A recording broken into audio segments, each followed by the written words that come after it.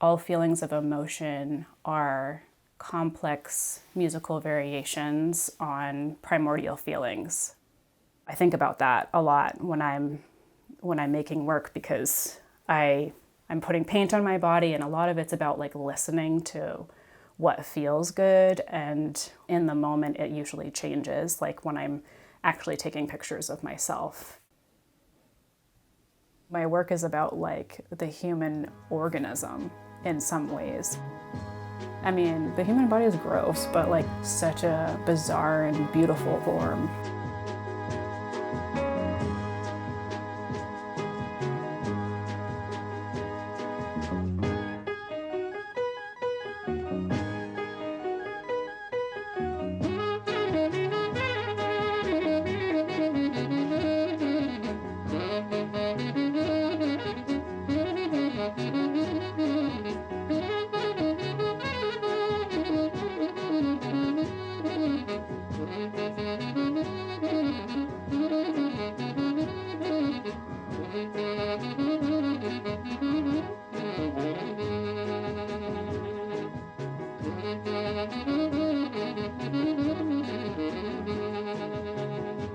It's so hard to make a good picture. It's so easy to take a picture, but like taking one that feels like something unique and feels like it's like your own voice it's really challenging to do. When I shoot, I take several pictures of different poses and forms, and I'm often surprised that the one that I thought would be the one is not really the one. It's either physically not possible, or it just doesn't have the actual like emotional impact that I was anticipating or hoping.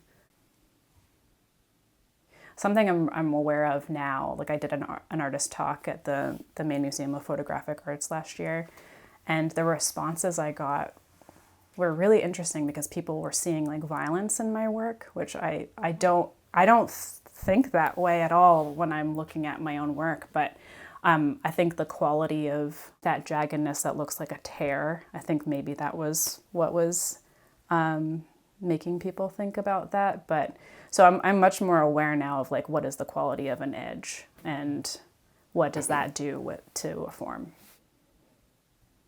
Last summer we went camping and there was a jellyfish that had been beached, and I took a bunch of pictures of it. It was just like on a rock like this, and it was like just like glistening and translucent, and it was just really beautiful. And I mean, it was a dying jellyfish, but like but I think like Maine is a beautiful place in that you can have experiences like that where you see like the gnarliness of nature. And when art is about nature, it's like this romanticized version of nature that's maybe not based on the entire reality of what nature is. But I wouldn't say that I'm like definitely inspired by Maine, but I think that being in Maine, you have access to all of that gnarliness. Maine it's very much a painter's state, and it's very much a state of tradition. And like I have so many painter friends, so like I'm not gonna be like I hate painting, but it is kind of like what it is here. It's like painting is really important in Maine. I mean, there's a painting history, but I think that tradition and the history of painting in Maine makes me think about where I fit in often. But at the same time, like I think that I've always kind of carried that, well, I want to do my own thing kind of attitude in like my own like quiet way. So maybe there's a part of me that likes that. Like it would be hard to be a painter in Maine and like stand out. I feel like that would be a totally different game.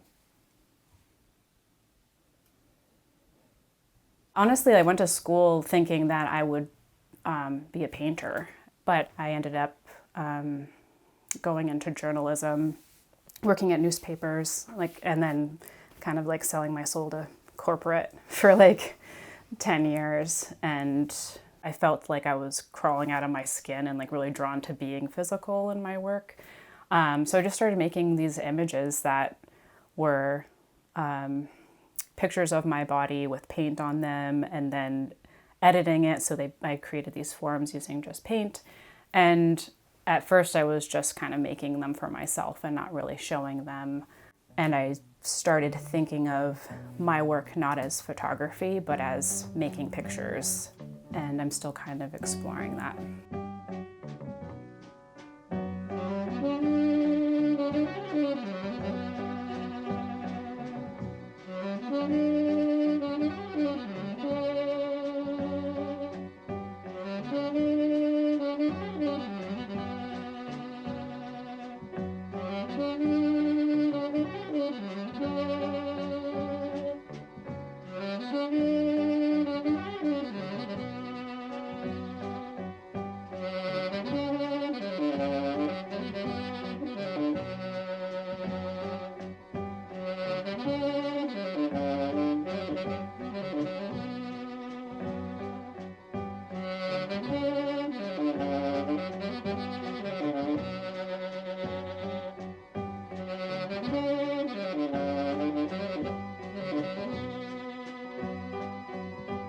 My work is always going to have a strange, like, uncanny form in it.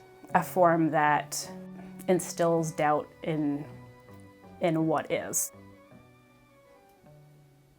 St. Therese up there, that was my parents. And every time I'd go in their room, I would be terrified of that thing because her eyes are glass, and she has, like, at least when I was a child, it seemed very real to me. And I had forgotten about it. So I was like visiting my mom, this was probably last year, and I saw it and I was like, oh my God, it's that thing.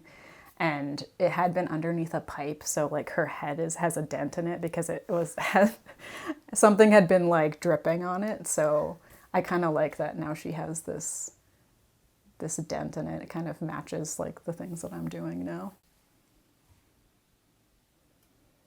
We moved around a lot when I was a kid. So like, this is starting to feel like a therapy session, but like, I think moving around a lot until I was around 8 or 9 had a big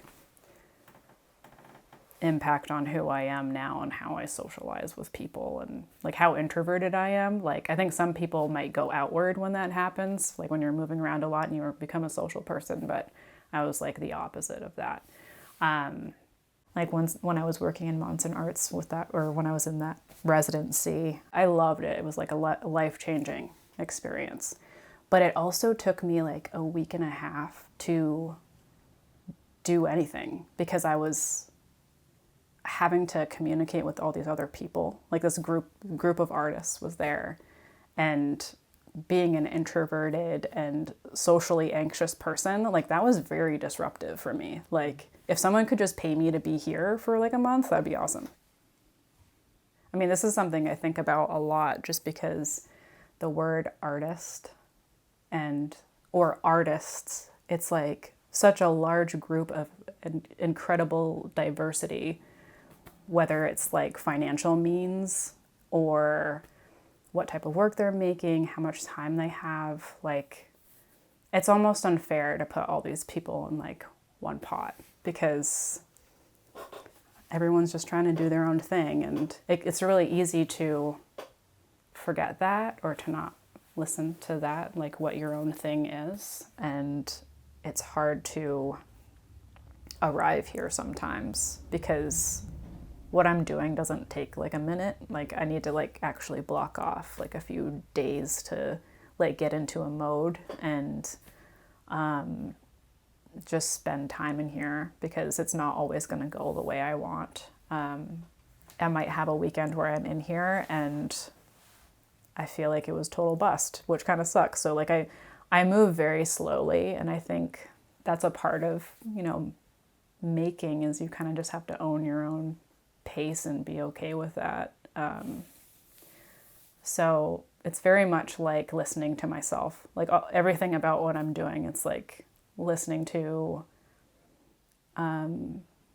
urges, I guess, or listening to the mood or listening to myself. And I think it's something that I'm trying to practice more, not just in my art life, but in all aspects of my life, is trying to listen to, like, what do I actually want to do versus, like, what I think I should do.